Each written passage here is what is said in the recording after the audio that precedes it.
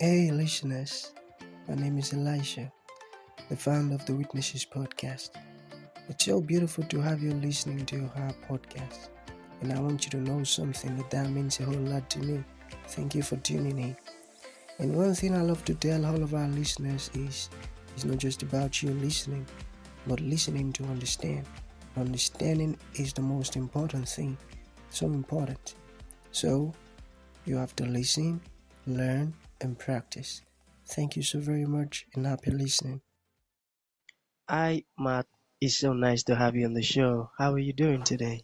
I'm doing fantastic, Elijah. I've been so excited to talk with you about this incredible show you have.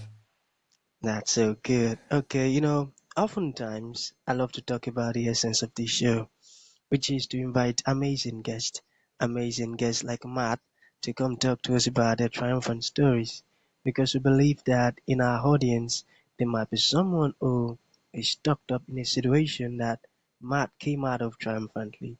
So by listening to you speak, that person or people might actually pick an information that will lead to their transformation. So within the next few minutes, Matt, let us get started with your story, the challenges that you faced, and how you overcame them. Then afterwards, I've got some beautiful questions for you. Okay, over to you, Matt. Let's get started.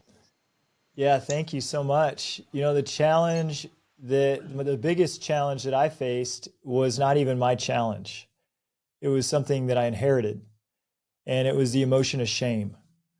So my grandfather came over on the boat from Ireland to the United States. And it was the early 1900s, and many people from Ireland were immigrating to the United States because of a potato famine. Well, there were so many Irish people on the streets of New York that if you had an Irish accent, you were immediately called a scab. You were looked down upon. You were made to feel less than society because of the way you spoke and where you came from. And other people can relate to that feeling of not being enough, and that's how shame can start to take hold. Well, other things that happen when we're young can form us into this feeling that we're not enough as we are. Well, my grandfather, his mother and his brother both died of tuberculosis shortly after they got to the United States. And so he was abandoned by his mother. And then he felt he wasn't worthy of having a mother's love. So what happened next is his father, who couldn't find work, ended up doing the only job he could do, which was taking care of the horses at the police station. Unfortunately, he got into a heavy drinking because the pain of losing his wife was so strong, and it was pretty tough.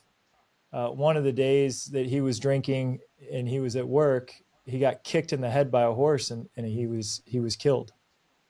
So now my grandfather was 8 years old, orphaned on the streets of New York, thinking he wasn't enough because of the way he spoke, thinking he wasn't enough to have a father or have a mother. And it was a really hard life. And, this is 1910.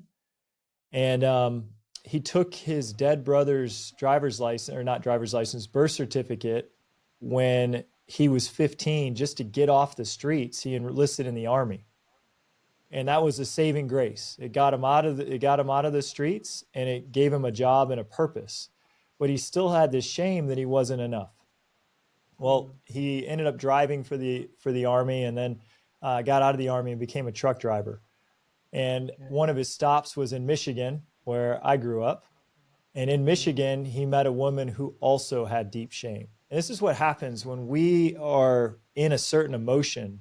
We attract other people to us that are like that emotion. So the woman he met, Marjorie, also lost a parent. When she was just a baby, her dad died. And I don't know how he died. But this means her mom in the early 1900s was, a 20 something with a baby and needed to take care of herself. And she didn't know how she was going to. Women didn't just get jobs in the early 1900s. So she gave my grandmother away to her parents to raise. And then she met a new man and had 5 more children. All the while, my grandmother was watching her real mom, who gave her away, raise a new family and not giving her love. So she felt shame that she didn't deserve a mom, that she wasn't enough. this is what happens when we're kids. These big things happen that didn't have anything to do with us. But as a child, we always are thinking it's about us. And so she just thought there's something wrong with me. I'm unlovable. Well, my grandfather, who felt he was unlovable, met my grandmother, who thought she was unlovable, and they were attracted to each other. They both felt the same way, and they ended up having 2 children. One of them was my dad. Well, this is what you do when you don't feel you're enough and you feel like the world is harsh. For your kids, to help them, you make sure they know that they're not enough, so the world won't surprise them with that nasty little thing. So my grandfather was very hard on my dad, and my grandmother never showed him love because she never had been showed love. And so my dad grew up thinking he wasn't enough, that, yeah, he had his 2 parents. They weren't dead, but they didn't show him any love, which can be even worse. You think they're here, but they don't like me. There must be something wrong with me. And so that's what my dad thought. And so then he met my mom, and it's crazy. My mom's father also died when she was young. And so she had some of these same feelings. And my dad and my mom both had like these insecurities about not being enough. And so when I was growing up, my dad was it was a really traumatic upbringing, because he felt such deep shame that he wanted to make sure we knew we sucked. Anything we did wasn't good enough. We say hi the wrong way, he'd fly off the handle. It was just this constant Jekyll and Hyde, and you wouldn't know who was showing up. And then as a kid, so this is me now, a little child, just say the wrong thing, and all of a sudden I'm eating a full bar of soap, and I've got this giant monster who's extremely intimidating and very strong and powerful. And it was a really scary environment. And so then what do I learn? I learned that no matter what I do, I'm not enough. And so this led to me, I anytime I would bring home something good in school, my mom would praise the heck out of me and say, "You're so smart." And so that's where I leaned in. I'm like, okay, I'm going to get love if I perform at a really high level. So I started to really focus on school, and I would get good grades, and my mom would tell me how great I was. And that made me feel like I was enough. And so I performed well in school, but the whole while I still had this, like I was trying to fill a hole in me that made me feel like I was worthy with external accomplishments. And it doesn't work. So I fell into drugs and alcohol, as many people do. And thankfully, one day, I was 25 years old. I got this book called The Secret by Rhonda Byrne. And in the book, she said, you are creating everything in your life with your thoughts and your emotions. And as soon as I woke up to that, I was like, what? All of my problems, everything that is going wrong is because of my own thoughts, that I'm attracting everything to me by the way I'm thinking and feeling. And I was doing drugs daily. I was over drinking. I was drinking and driving like it was a train wreck, right? Because I felt awful. I was like, anytime we're addicted to substances like that, it's really a cry out that we don't even want to be here anymore. And that book like had me start to say, my life doesn't have to be this way anymore. I can start to choose to change my thoughts and change my emotions. And then my external world will reflect my new internal world. And so I did. I spent the next 2 decades working on learning everything I could about psychology, emotions, spirituality, and ended up starting the Good Mood Show podcast after just all of this research and work to teach people how they could heal the wounds that they had when they were young and then choose good moods. Amazing, Matt. Wow, wow, wow. Okay, let us begin with the first question. And let's talk about the science of happiness. How can one unlock the secret to a good mood? You got Yeah, that? yeah, absolutely. I did. The secret to a good mood is to start to examine when you feel bad. It seems counterintuitive, but in the absence of feeling bad, our natural state is happiness. Our natural state of being is joy, is loving. So anytime we're not feeling that, we're believing a lie in our subconscious. So it really starts to say, okay, if I'm not feeling joyful, then there is some lie in my subconscious. There are 8 lies of the ego. There are 8 different kinds of bad moods. I just described the most harmful one, shame, this feeling that we're not enough.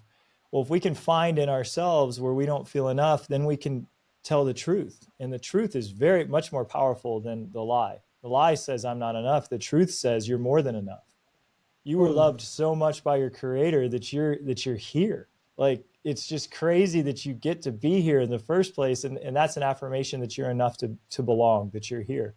And so once you start to flip these lies around from I'm not enough to I'm more than enough, and you repeat the truth to yourself in a mantra or an affirmation, the lie starts to disappear. And it doesn't take that long. Daily repetition of the opposite of these things that make us feel bad can change our mindset within a matter of 30 days.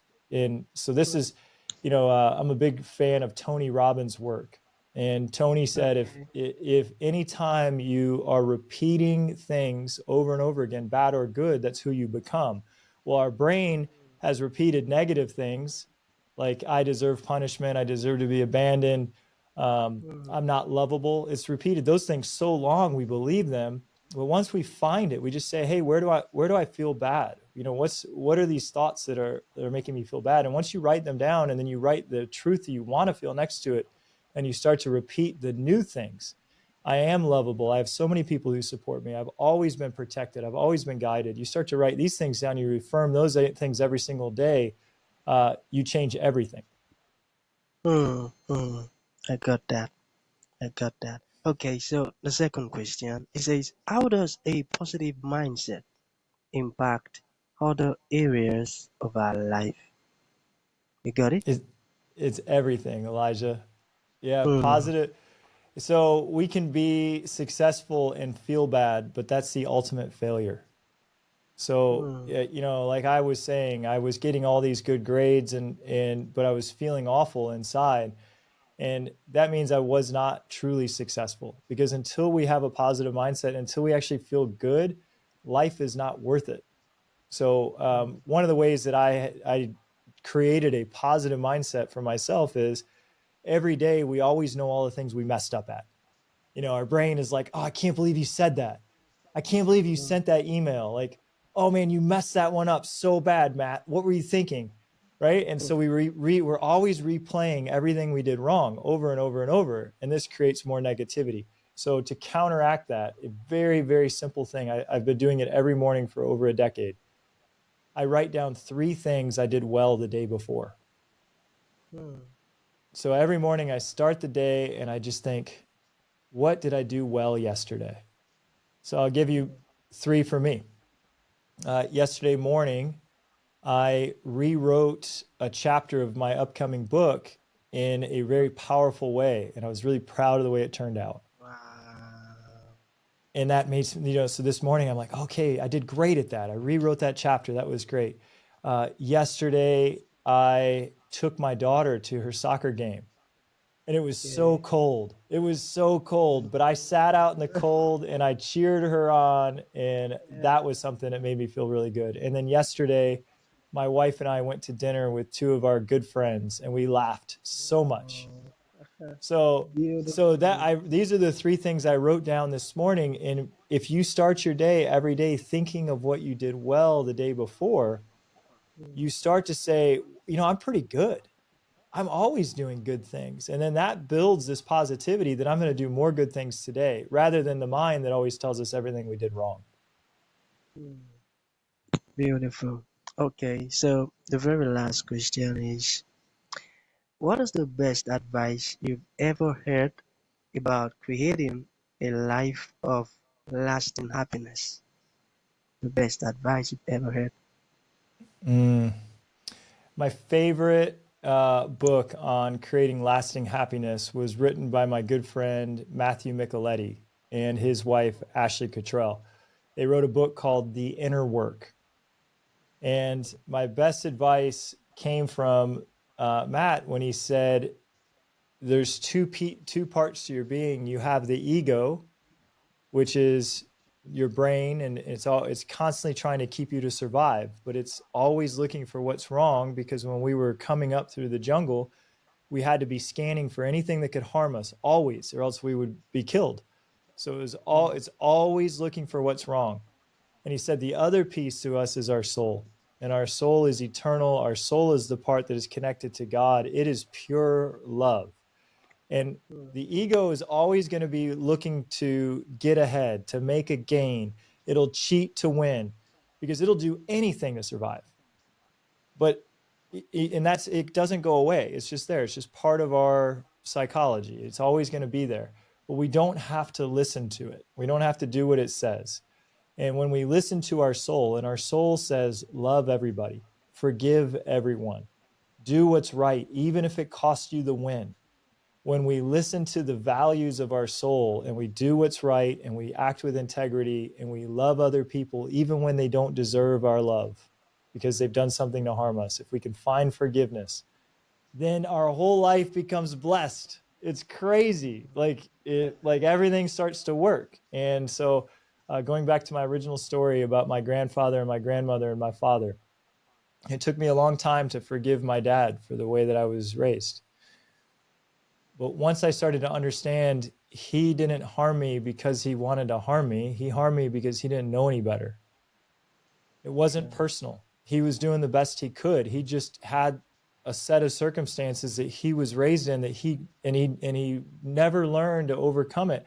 As soon as I could see him with compassion and forgive him and offer him love and grace, now I healed him and I healed me. That's true. Beautiful. So that's going to be the end of the show, Matt. Okay, let's say there is someone or some people who would like to reach out to you, learn more about what you do. How can that be possible? Yeah, the best place is to go to the Good Mood Show podcast on Apple or Spotify. You can go to goodmoodshow.com or just search for the Good Mood Show with Matt ONeill. And that's a way to plug in and find tips to feel good every day. Beautiful, beautiful. Thank you for honoring the invite, Matt. Thank you for coming. It means a whole lot. Thank you. Elijah, thanks for having me, man. Thank you for tuning in to this incredible episode. Your support means the world to us, and we truly value you. We look forward to having you join us for the next episode. If you enjoyed what you heard, please consider rating and reviewing us on Apple Podcasts. Your feedback is greatly appreciated.